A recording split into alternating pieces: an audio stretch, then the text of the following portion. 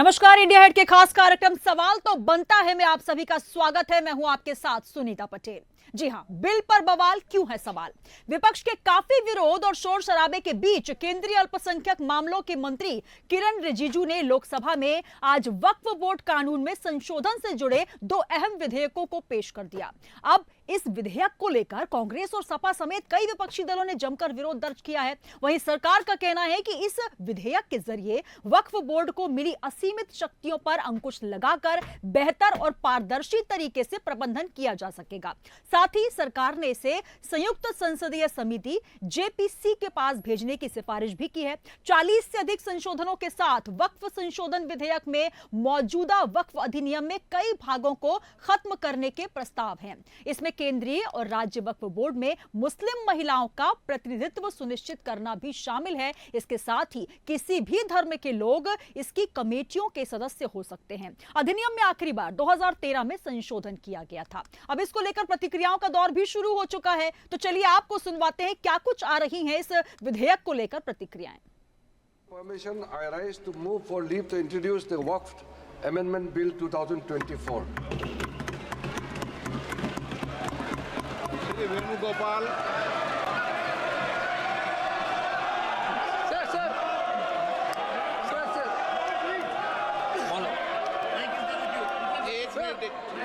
मैं सभी माननीय सदस्यों को जिन्होंने नोटिस दिया है उनको सबको एक एक दो मिनट बोलने की इजाजत दे रहा हूं। गवर्नमेंट कह रहे है कि हम महिलाओं को दे रहे हैं।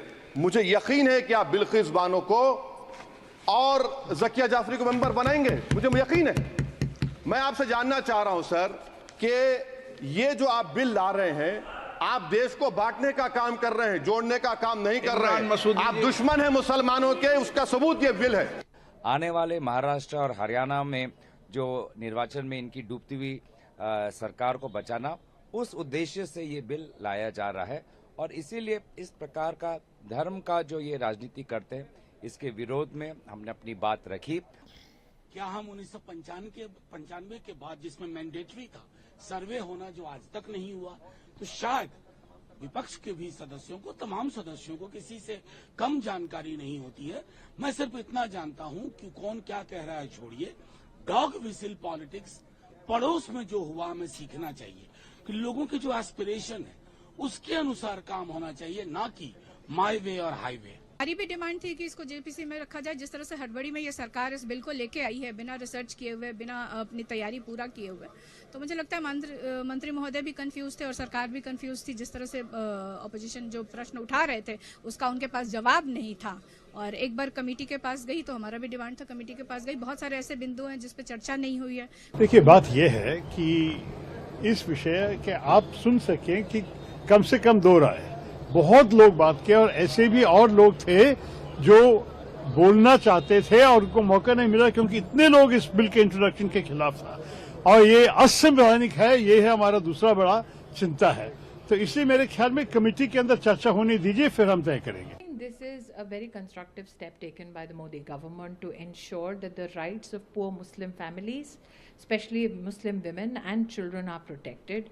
For years on end, from the Muslim community that faced challenges with regards to the Waqf boards in various states, there has been a demand for a change in how the Waqf board operates. देखिए, हम स्वागत करते हैं इस संशोधित bill का और उम्मीद करते हैं कि इस बिल के माध्यम से वक्फ की संपत्तियों की उचित देखरेख हो सकेगी, उचित संचालन हो सकेगा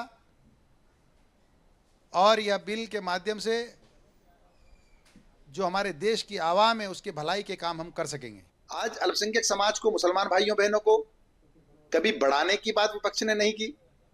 उनकी शिक्षा कैसे अच्छी हो, वो तालीम में कैसे आगे बढ़े, उनका जीवन स्तर कैसे सुधरे, इसके लिए विपक्ष कभी बात नहीं करता है। विपक्ष सदैव भड़काने की बात करता है और विपक्ष के भी तथाकथित कुछ नेता वो सदैव भड़काने की बात करते। इस संशोधन के तहत मुसलमान समाज के सभी वर्गों को की भागीदारी की बात की गई है। 21वीं सदी की जो सबसे आवश्यक मांग है, महिलाओं की इंक्लूजन की बात की गई है। तो विपक्ष को क्या समस्या है? वक्फ बोर्ड संशोधन बिल कोई शरीयत में दखलंदाजी नहीं है, बल्कि जिस तरह कट्टरपंथी दबे पाऊ वक्फ बोर्ड के जरिए मज़ारों के ऊपर, दरगाहों के ऊपर कब्जे करना है, उससे उससे ये कब से बचेंगे? अपने पेट भर रहे हैं, उनके पेट भरने बंद होंगे। क्योंकि देखिए हर जितने भी स्टेट वक्फ बोर्ड्स हैं वहाँ जाके देख लें, अभी हालत ये है कि हज़ारों की तादाद में मुकदमों के अंदर घिरे हुए हैं। जो दरगाहें हैं उनके मुकदमे चल रहे हैं, जो कब्रिस्तान हैं उनके मुकदमे चल रहे हैं, जो दूसरी वक्फ की जायदादें हैं उनके मुकदमे चल रहे हैं। तो ये इसमें ट्रांसपेरेंसी लाने की ज़रूरत है।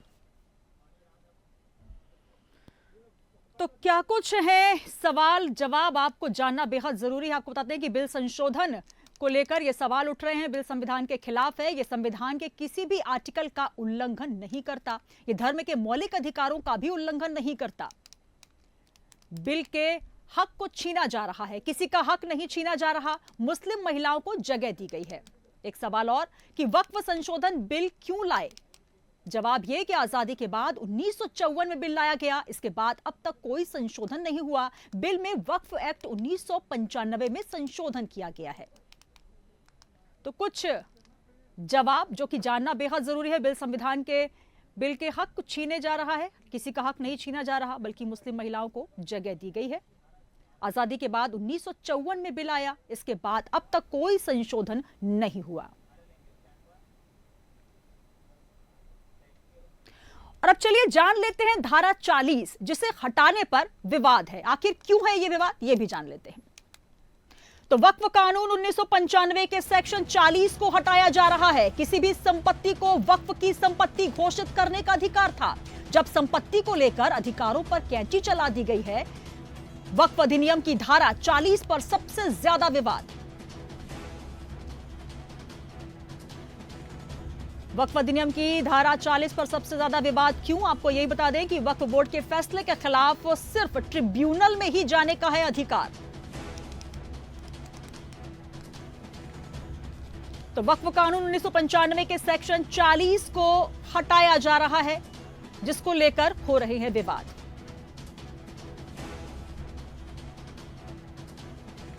तो धारा 40 जिसे हटाने पर विवाद है। अब संपत्ति को लेकर अधिकारों पर कैंची चलेगी और इसको लेकर तरह तरह के सवाल भी उठ रहे हैं। तो चलिए अब जान लेते हैं इंडिया हेड के सवाल। आखिर इस पूरे मामले पर क्या कुछ हैं सवाल इंडिया हेड के? क्या वाकई देश के लिए वक्फ एक्ट में संशोधन जरूरी हो गया था? क्या वाकई संशोधन में वक्फ के अधिकार सीमित हो जाएंगे? क्या इस साल 4 राज्यों में होने वाले चुनावों के मद्देनजर किया गया है संशोधन? वक्फ एक्ट में संशोधन से विपक्ष क्यों है नाराज? क्या बिल पर सियासत अल्पसंख्यकों के वोट पाने के लिए है? तो ये तमाम वो सवाल है जो अब इस बिल को पेश करने के बाद उठ रहे हैं। आपको बता दें कि जो विधेयक आज पेश किया गया उसको लेकर कई तरीके के सवाल उठ रहे हैं और देश भर में 30 स्थापित संगठन हैं। तो ये सवाल वक्फ एक्ट में संशोधन से आखिर विपक्ष क्यों है नाराज? क्या बिल पर सियासत अल्पसंख्यकों के वोट पाने के लिए?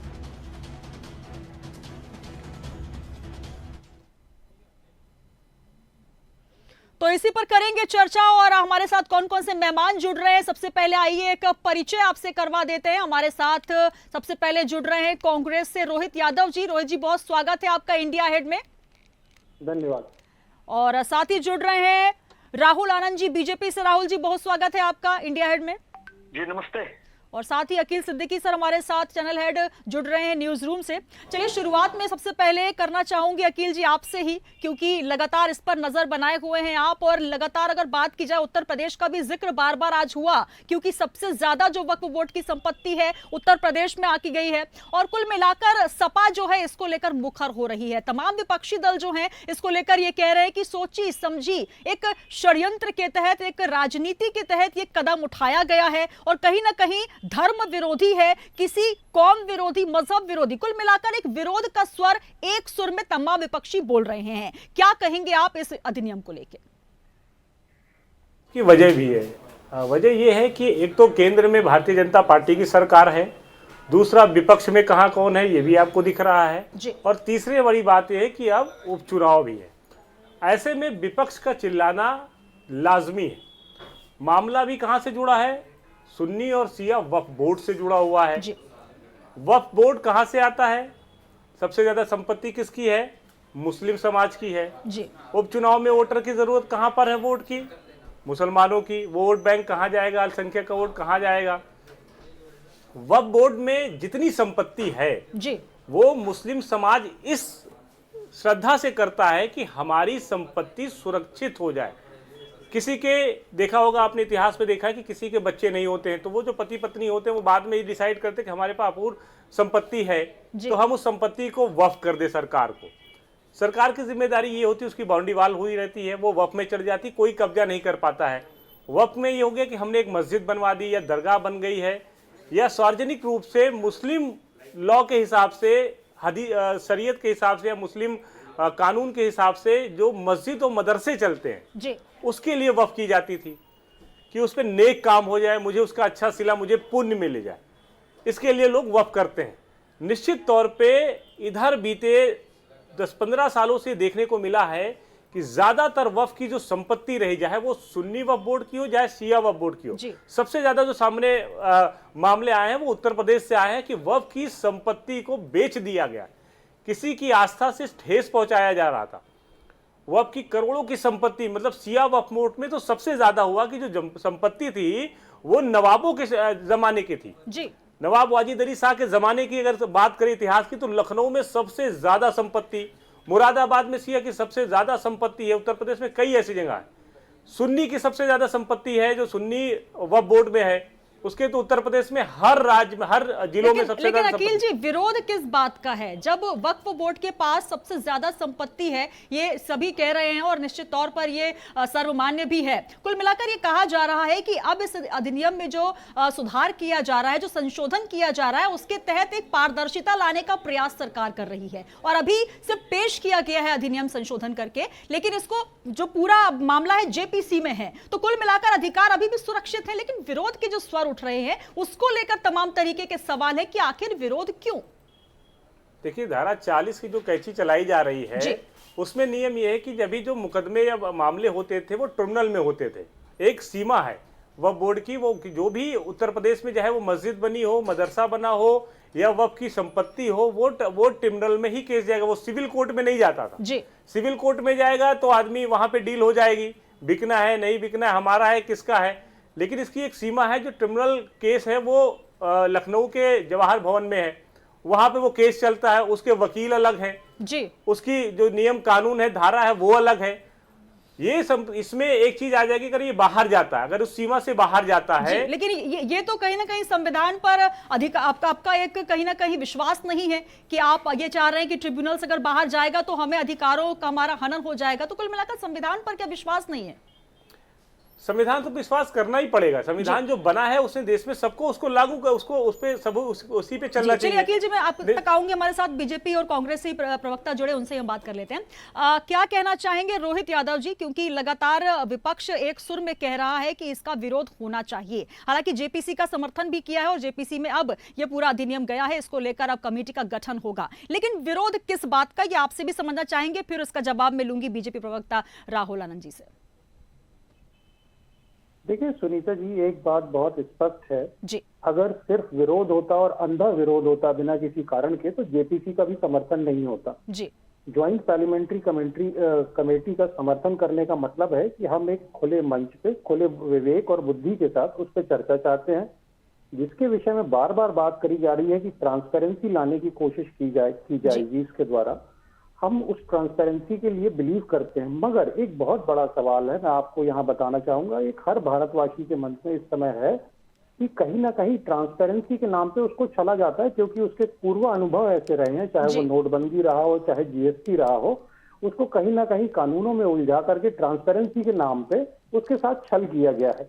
तो जहाँ पे जो दूध का जला है वो छाछ भी फूक फूक के पी रहा है। ये सिर्फ किसी विपक्षी दल की आवाज नहीं है, ये भारत के उन 140 करोड़ लोगों में से जो भी वो लोग हैं जो इस बात में संशय में है, हर एक बात को, चाहे वो किसान बिल क्यों ना हो। तो ये आम जनता से जुड़े मसले हैं जहाँ पे जनता को भी भरोसा नहीं है सरकार की नीयत और नीति में। क्योंकि होता क्या है, किसी भी काम को, भगत सिंह जी ने बड़ी अच्छी बात कही थी कि अगर कोई जज अगर किसी को फांसी की सजा देता है और उस सजा में उसकी नीयत उसके पीछे से हटा ली जाए तो वो एक तरह की हत्या है। तो मैं मेरे हाथ में रोहित यादव जी बहुत सारे ऐसे मामले आए हैं जहां पर वक्फ जो कानून है, हालांकि देखिए अपनी मर्जी से दान करना एक कहीं ना कहीं एक नेक नियत का काम होता है, लेकिन दुरुपयोग के भी बहुत सारे मामले इसमें सामने आए हैं, बहुत सारे केसेस आपने भी सुने हैं। तो कुल मिलाकर एक सेंट्रलाइज व्यवस्था अगर की जाती है, अगर उसको पारदर्शिता लाने का प्रयास किया जाता है, क्योंकि संशोधन ऐसा नहीं है कि सिर्फ भाजपा सरकार में हो रहा है, संशोधन हर सरकार करती है अगर पहले से अमेंडमेंट की जरूरत लगती है किसी कानून में, किसी संविधान में। तो अगर एक पारदर्शिता लाने का प्रयास किया जा रहा है तो इसमें कहां से एक डर, एक लगातार ये कहा जा रहा है कि किसी धर्म विशेष पर कैंची चलाई जा रही है, धर्म विशेष को टारगेट किया जा रहा है, तो कहीं ना कहीं इसको लेकर सवाल उठ रहे हैं। देखिए मैं आपको एक बहुत अच्छी बात बताऊं, मैं आपकी चर्चा से पहले मेरे हाथ में ये किताब है भारत का संविधान जी। अगर मैं इसी के भाग 3 में जाऊं, आपको यहाँ दिखाऊं, शायद अगर ये विजुअल हो पाए आपके लिए, तो भारत के संविधान में 3 का हिस्सा बड़ी अच्छी बातें कहता है। मूल अधिकार जिसको फंडामेंटल राइट्स कहते हैं, समता का अधिकार है, स्वतंत्रता का अधिकार है, शोषण के विरुद्ध अधिकार है, धर्म की स्वतंत्रता का अधिकार, उसके बाद है संस्कृति और शिक्षा संबंधी अधिकार। मैं इस किताब में तहे दिल से विश्वास रखता हूं और मुझे लगता है कि शायद मेरे, चाहे वो भाजपा के साथी हैं या किसी भी दल के, अगर वो इस पे विश्वास रखते हैं और साफ नियत और नीति के साथ काम करते हैं, तो हम में से कोई भी ऐसा व्यक्ति नहीं होगा जो उनकी बनाई गई किसी भी ट्रांसपेरेंट नीति के विरोध में होगा। मगर एक यहाँ पे बहुत बड़ा सवाल है उसकी टाइमिंग को लेके। आपको भी ये मालूम है कि यहाँ पे उपचुनाव होने हैं, यूपी में वो बुरी तरह हारे हुए हैं, कहीं ना कहीं। लेकिन यादव जी अगर हम हिंदुस्तान की बात करें, यहाँ पर 12 महीने कहीं ना कहीं चुनाव चलते रहते हैं, चुनावी मोड़ होता है, हर बार ये सवाल उठता है कि अब चुनाव आने वाला है, इसलिए कोई ऐसा कदम उठाया गया। चलिए इसका जवाब मैं राहुल जी से ले लेती हूँ। राहुल जी क्या बात है, ये बार बार सवाल उठ रहे हैं कि भाई 4 राज्यों में चुनाव आने वाले हैं, मौका देखकर चौका मारा गया है और इसीलिए ये विधेयक पास करने का, पेश करने का प्रयास किया गया है। चलिए आप ही जवाब दे दीजिए इसका। देखिए सबसे बड़ी बात यह है कि भारत के अंदर, भारत हमारा धर्म निरपेक्ष देश है जी, और ये एक पहला स्टेप है धर्म परिवर्तन का। मैं थोड़ा खुला विचार रखना चाहूंगा आपके चैनल के माध्यम से। मैं आपको बता दूं कि जो यादव जी अभी बात कहते संविधान के प्रति की बात कर रहे थे, शायद वो इस बात को भूल गए कि हमारे देश में हमारे संविधान के अनुसार से अगर देखा जाए तो कोई वक्फ नाम की कोई चीज ही संविधान में नहीं लिखी है। दूसरी बात मैं बता दूं कि संविधान पर इनको भरोसा और आस्था है, मैं इनका सम्मान करता हूं। अभी यादव जी जो सवाल कर रहे हैं कि आखिर यही समय क्यों चुना। जी राहुल जी, मैं आ रहा हूं। धर्म के आधार पे आप कोई कानून नहीं बना सकते हैं। वक्फ बोर्ड यही है कि धर्म के आधार पे आपने कानून बना दिया। आपने हिंदू धर्म के आधार पर कोई कानून बनते देखा है क्या? आज तक नहीं देखा होगा। देखिए ये संविधान में इस बात की चर्चा की गई है। दूसरी बात, यहाँ पे एक प्रश्न उठता है कि आखिर ये बिल्ली की गली में घंटी बांधेगा कौन? और इन लोगों ने जो गलती की थी 1954 में, उसके बाद 1994 में जो अमेंडमेंट करके इसको खत्म किया गया, मैं एक चीज पूछना चाहता हूँ आपके चैनल के माध्यम से, बड़ा अस्पष्ट है। लेकिन सर राहुल जी सवाल तो ये भी उठ रहे हैं ना कि 10.5 साल का वक्त क्यों लग गया? 2013 में अमेंडमेंट की बात चल रही थी, उसके बाद इतना लंबा वक्त क्यों? अब ये विपक्षी दल को ये भी मौका मिल गया है कि अब इसी समय पर क्यों ये जो सवाल उठाए जा रहे हैं, क्यों आखिर वक्फ बोर्ड को लेकर जो पुराने गड़े मुर्दे हैं वो उखाड़े जा रहे हैं, क्यों इस बात को बार बार निकाला जा रहा है कि अब धारा 40 के तहत अब कैंची चलाई जाएगी, जो अधिकार दिए गए थे उनका हनन किया जाएगा। एक कुल मिलाकर ये कहा जा रहा है कि जो भाजपा है ये मुस्लिम विरोधी हो गई है। तो ये बार बार इस तरीके के आरोप क्यों लग रहे हैं सर? सुनीता जी, मैं एक बात सबसे पहले स्पष्ट कर दूं कि जब 2014 में जब हमारी सरकार आई थी तो उस समय जो मैनिफेस्टो में जो वादे किए गए थे उसको एक एक करके पूरा किया गया। हमारा राम मंदिर का एक मुद्दा था, लेकिन वो राम मंदिर का मुद्दा सुप्रीम कोर्ट में था तो हम सब शांत थे, वेट कर रहे थे। 370 का मुद्दा था, 370 कब हटा? जब सेकंड बार हमारी जब सरकार आई तब हटा। जब हमारे मैनिफेस्टो में जो जो बातें वर्णन की गई थी, आप 10.5 साल के कार्यकाल में, ये तो खुशी की बात है कि 10.5 साल के कार्यकाल में हमने बहुत महत्वपूर्ण फैसले लिए हैं जो 70 साल में कांग्रेसी नहीं ले पाए, ये तो हमारे लिए अच्छा है। और शायद ये अच्छा है तभी आज मैं आपके पास बैठकर इन सभी प्रश्नों का उत्तर दे रहा हूं। देखिए जब विवादित ढांचा को गिराया गया था यूपी के अंदर अयोध्या में, उसके बाद से मुस्लिम तुष्टिकरण करने के लिए इसको अननेसेसरली का ताकत दे दिया गया, जिसको इतनी ताकतें दे दी गई कि पाकिस्तान और अरब के देशों में भी वक्फ बोर्ड को इतनी ताकत नहीं मिली हुई है। और मैं इसका और एक तुष्टीकरण की बात का उदाहरण दे देता हूं कि जब 2014 में जब सरकार, लेकिन राहुल जी सबसे बड़ा सवाल ये उठ जाता है बीजेपी पर, जो भी आप बिल लेकर आते हैं, जो संशोधन आप करते हैं, आप क्यों नहीं विपक्षियों को चर्चा करते हैं, उनको क्यों नहीं बुलाया जाता? ये आरोप बार बार लग रहे हैं, तमाम जो विपक्षी दल है वो यही कह रहे हैं कि बिना चर्चा के आप बिल पेश कर देते हैं, उसके बाद विपक्षी दल ये तो कहेंगे ना कि किसी ना किसी मुद्दे को भुनाने के लिए, चाहे वो चुनाव का मुद्दा हो या कुछ हित साधने का मुद्दा हो, तो आखिर क्यों चर्चा क्यों नहीं होती? रोहित जी कुछ कहना चाह रहे हैं, यादव जी।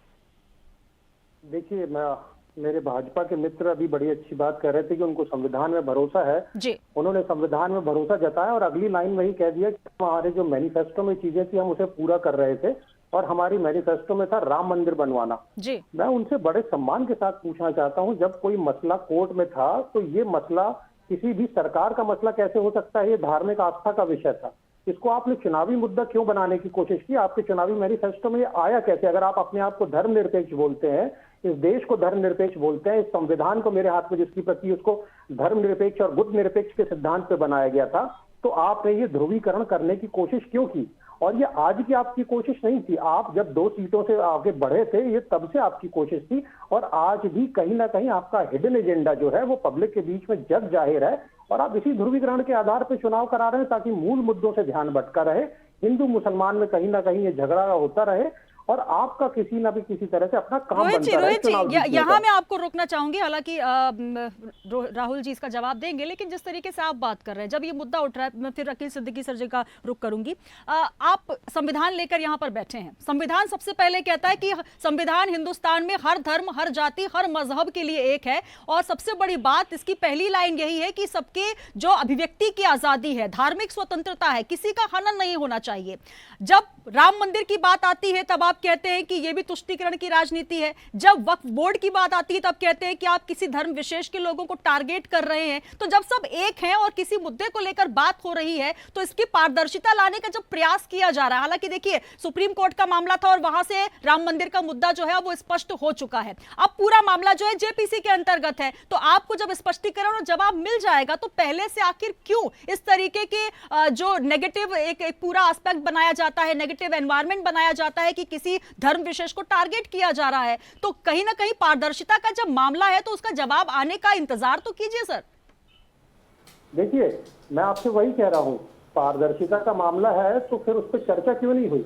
हमारे घर में यदि किसी बात पे आपस में द्वंद्व हो, किसी बात को लेकर डिफरेंट मैंडेट हो, तो हम आपस में उस पर चर्चा करते हैं, ना कि हम एक दूसरे के ऊपर एलिगेशन लगाते हैं और घर में कोई एक नियम पारित कर देते हैं कि जो इस नियम को नहीं मानेगा वो इस घर को छोड़ के चला जाएगा।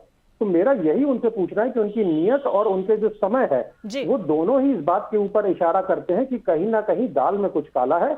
इनका मूल उद्देश्य हमेशा से, आप भाजपा से पूछिए, अमित शाह जी खुद स्वीकार करते हैं कि भाजपा 12 महीने चुनावी मोड में रहती है, 365 दिन। तो जिनके दिमाग में हर समय चुनाव चलता हो, उनके दिमाग में कहीं से भी संविधान के लूप होल ढूंढना कोई बड़ी बात नहीं है, वो उसके लूप होल ढूंढ के उसका मिसयूज करना जानते हैं अपने चुनावी एजेंडे को सिद्ध करने के लिए। यादव जी, आरोप तो फिर ये भी लग रहे हैं ना कि एमवाई फैक्टर को सेट करने के लिए आप इस मुद्दे को भुनाने का प्रयास कर रहे हैं। इसका जवाब हालांकि मैं आ रही हूँ राहुल जी आपके पास, जवाब दे रहा हूँ, एक सेकंड का समय दीजिएगा। गुजरात में जब मंदिर टूटने के आदेश दिए गए तो उसका सबसे पहले विरोध किसने किया? जरा ये आप पूछिए मेरे भाजपा के मित्र से कि इन्होंने क्यों अपना वो आदेश को वापस लेना पड़ा। यहाँ आपने हजारों मंदिर तोड़ने का आदेश एक दिन में पारित कर दिया था रातों रात, एक तुगलकी फरमान चला के। बताइए, यही आपने यूपी में भी किया कि नहीं किया है? जब उन मंदिरों से टूटने से आहत हुए शंकराचार्य ने आपका विरोध किया तो आपने तो उनको भी कांग्रेसी बोलने से पीछे नहीं छोड़ा।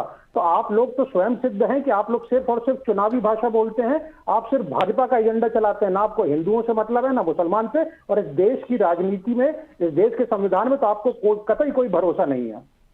चलिए, मैं अकील जी आपको रुख करना चाहूंगी। देश के संविधान में भरोसा नहीं है, बार बार संविधान को लहराकर कांग्रेसी हो या फिर सपा के नेता हो, विपक्षी दल ये बार बार कहते हैं कि संविधान खतरे में है, लेकिन जब बात हो रही है पारदर्शिता की तो कहीं ना कहीं इसको लेकर अब पूरा का पूरा एक जो 40 पॉइंट्स है उसको लेकर निष्कर्ष निकाला जाएगा। जेपीसी जिसमें संयुक्त संसदीय समिति है और इसमें कोई एक दल के नेता नहीं होते, किसी एक धर्म के नेता नहीं होंगे, तो ये सबसे उठकर एक अलग ही संस्था है। तो आखिर विश्वास क्यों नहीं है? संविधान प्रदान जो सत्ता है, जो स्वायत्तता प्रदान एक संस्था है, उस पर ही विश्वास नहीं है। तो कुल मिलाकर यह कहा जा सकता है कि जिस संविधान की आप बात कर रहे हैं उस पर खुद तो विश्वास कीजिए। क्या कहेंगे अकील जी? बिल्कुल करना पड़ेगा। हालांकि देखिए वक्फ का जो मामला है वो सीधा सीधा देखिए उसमें 40 की अगर वो कटौती कर रहा है, उसमें ये है कि महिलाओं को बढ़ावा देना।